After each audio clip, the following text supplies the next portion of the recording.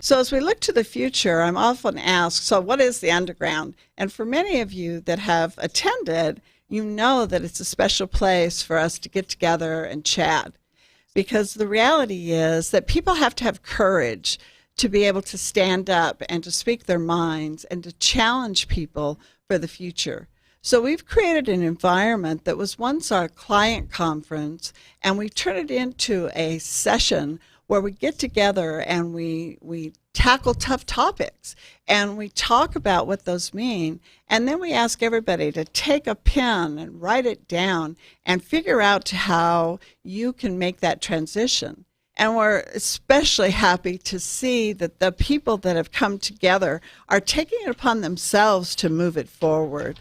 So if this is your first time to attend an underground, welcome. If all of our underground activists are out there, we're looking forward to seeing what you do next. Thank you so much for joining us today, and let's continue to go underground.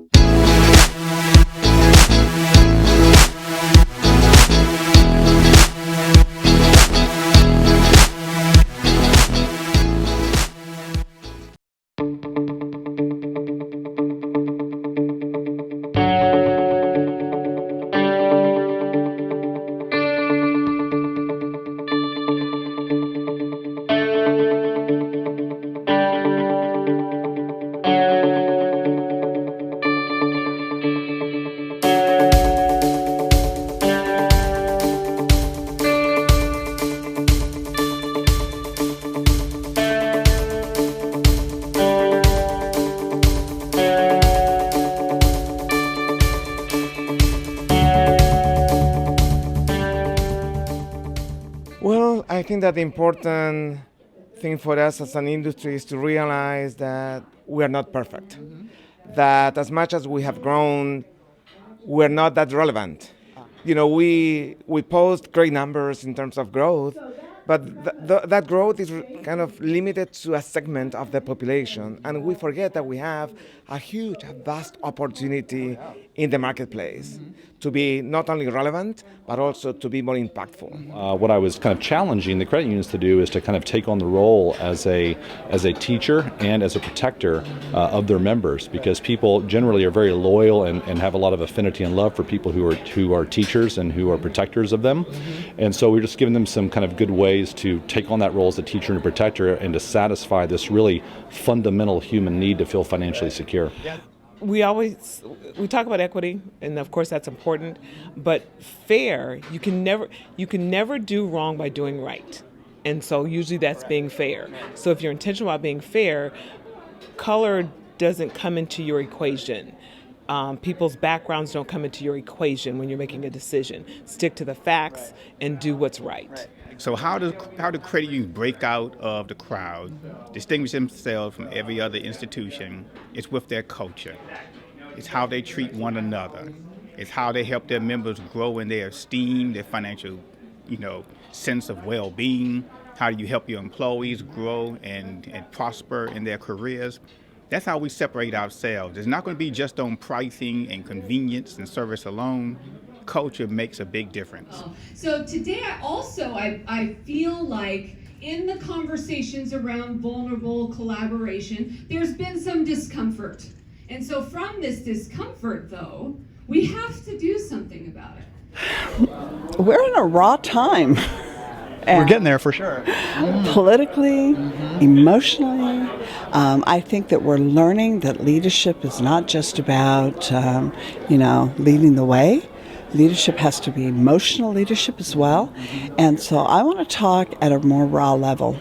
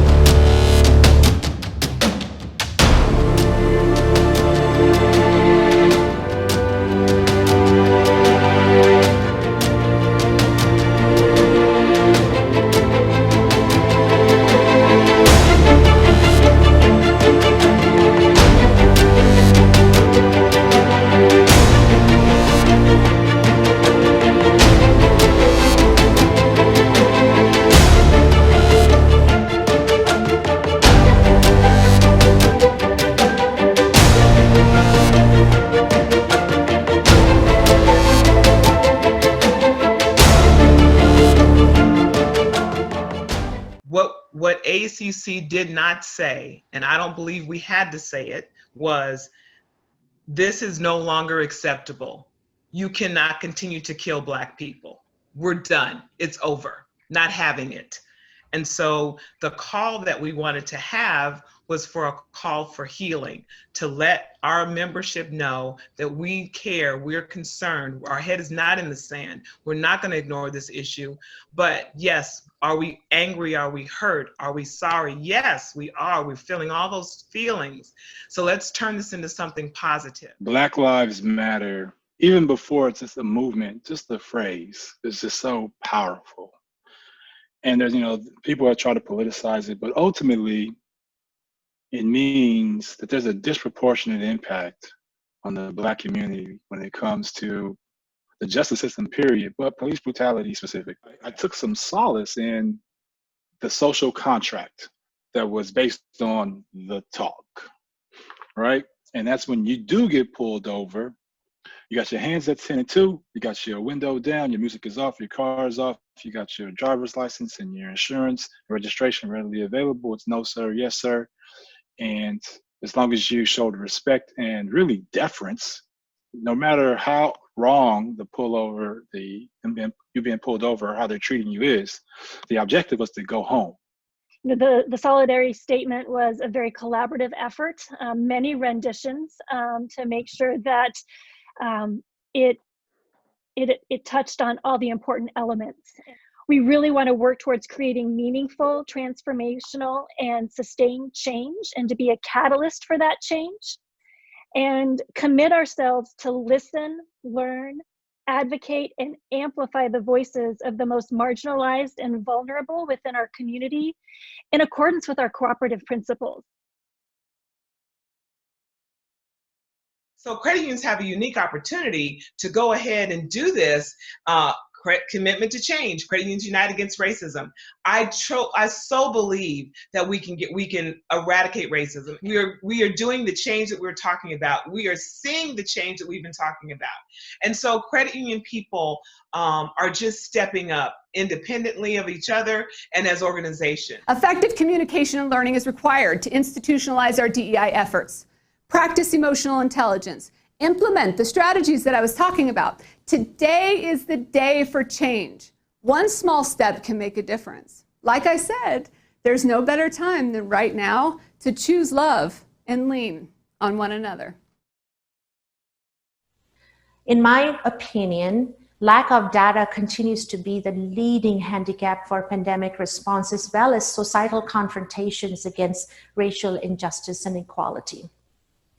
Take, for example, the ventilators. In spite of this modern day and age where we have so many cloud native data tools widely democratized and have access to it, in spite of that, we did not have a national database for ventilators. If only that data was unified and available in near real time, we could have deployed these assets to the areas it needed the most and save lives.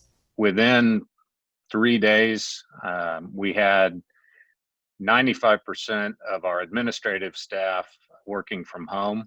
One of the things that has turned out good for us is we made a decision early on that we were going to serve anyone in the community, regardless of prior relationship, and let that be known. I think we just need to step in and do what we can do, not short term, long term. Look for unusual ways of helping. Look at something and say, how can we make that work for our members? Members first, we can't lose that concept. And I think dealing with shame, especially if you work inside of a financial institution, that's where it gets messy. Hitting home first, making sure our employees are taken care of, because our employees may still be employed by us, credit unions, but their spouses may have lost their job or have reduction in income. You don't know what's going on. They're hurting too. With what is happening now, there will be a lot of people who will be back to poverty, because a lot of people have lost their job or are not actually earning this time, and they are only depending on food ration from the government. Particularly, I saw that in the Philippines, in Nepal. Definitely the rise of poverty we can see that, and we can anticipate that is happening. But as you said, we don't know how long this period will be. But what we know and what we should all stand for, that sharing best practices between all these countries everywhere through the world is something that will pull us, all the women, on the good position. But right now, if you ask me, when I'm trying to log in our members to these virtual trainings, who does it best? It's the women. So we should encourage each other, be ambassadors, and also make sure we take the word out. If we know there's some discussion going on, we share that with our sisters all around. We're just about finished with, remember I said nobody's got the playbook? We're trying to write one. It's like a 40-page comprehensive guide where this is our return to work plan, and it is everything an employee or a visitor to PSCU would need to know about how our phased approach in returning to the workplace will be.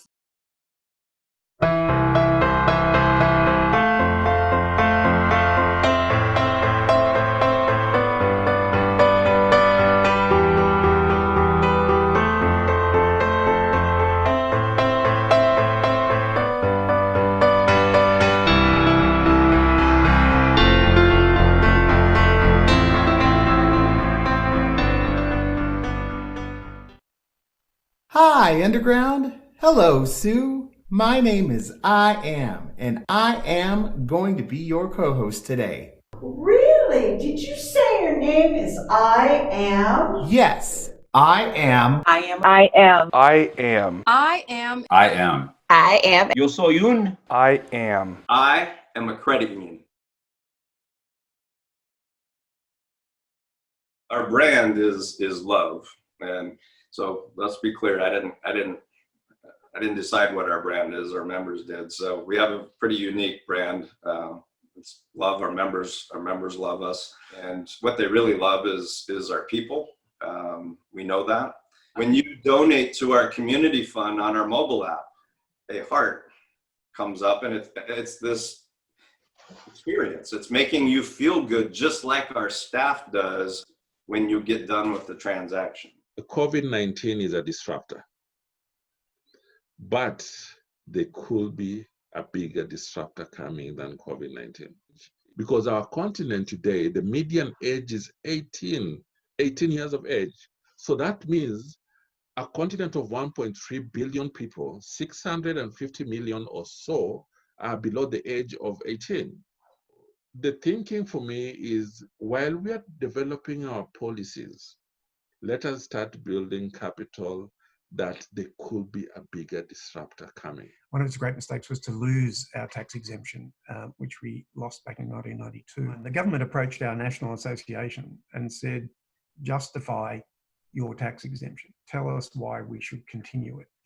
And we couldn't do it. We couldn't show them. We couldn't show them that we were acting in a socially responsible manner. My view is that in order to prevent the loss of your tax exemption and not follow our mistake, calculate what that liability would be, and then ensure that the social responsibility activities, the social responsibility expense or investment is equal to what that liability would be. And then when your tax exemption is under pressure, whoever it is, would turn around and say, well, look, if you take our tax exemption away, all of these activities, all of this investment and all of these outcomes would go. And they really need to be, you need to be able to balance them in order to keep them in mind. This idea of empowerment, empowering others, and along with that action, that it's not just good enough to come learn about the cooperative principles. It's how do you use that to the betterment of the people we're serving? And that's the real, when DE programs spring up in other countries, or people go back to their credit union and create new programs to help people, it's, that's all them. Kudos to the Underground. At least 2 years, more than 2 years before our current awakening as a nation, the Underground was raising questions about diversity. So kudos to you all for for that. My daughter recently wrote a report for school in terms of heroes. And she talked about her heroes are people who are protesting, knowing that they could get hurt. And so my daughter's 10 and my son was 12. He's like, wow, Becca, that took a lot of courage and bravery. It's like, I think the same thing, but I don't know if I would have been brave enough to write a report on that because I would be concerned about my teacher's feelings. So really being brave and courageous enough to take a stand. And it's hard to do that right now. But take a stand with compassion and empathy, not in a way that diminishes the humanity of other people, but in a way that highlights how we are all intrinsically connected. So selfishly, as I mentioned earlier, in the innovation and the ideation stage, we can't just have some people coming in and developing products and services in a silo. If you don't attack it through a diverse group, you're not getting those outside opinions. And then therefore, you may be creating products and services for some people, but not all people, right? And the credit union ethos isn't some people helping some people, right? It's all people helping all people. It's people helping people. We have to realize that our credit unions, we cannot bury our heads in the sand on the social issues and also the issues of pivoting to serve our members. So if you're a credit union, you need to be figuring out how to serve your community as virtual as possible. Is we are really interrupting generational poverty, and financial health is for all. This is not limited. Everyone should have the roadmap on how to become financially healthier and move towards generational wealth and talk about retirement. That should not be an exclusive club. There are things within the first 2 weeks of COVID that I've been trying to get my team to do for years that happened like that. And I want to be real clear right now, we're not going backwards, right? This has changed how we do it forever. I know a couple of our clients, in fact, they talked about this problem a couple of years ago, and they set out to specifically either add board seats or to have a kind of ask a couple to retire and then replace them with CIOs in the community or from their member segs and things like that, because they just said, we looked at our board and we're walking in talking about this big digital initiative we want to have, and they're all looking at us like we're speaking German. Your digital banking system on average handles 40% of your total membership every single day. Think about it. All your branches together don't even come close to that on a daily basis. And so what it took to be a CEO 10 years ago is not the same as today and won't be 10 years from now. And that's true for a board or anyone. So this constant thought of what is next, what is the skill set we need, keeps shifting. And now COVID, that's reshifted what's needed. Community financial institutions, and particularly credit unions, are chartered to serve the businesses and the members in their community, right? And these cannabis businesses are, they're unbanked or underbanked in many markets, and they provide a very attractive financial opportunity for credit unions to, build a profitable line of business. You can bank cannabis safely. Adaptation. We have never adapted more than we have in the past year, and it's time for us to do more. And I really think that this is a very credit union time. This is our moment to be there for the members in their day-to-day. But I'll tell you why Ceratech continues to be a sponsor for this event. It's because all of you. You're passionate, you're engaged, you're communicating, and I can see the path to change with these events and with this movement.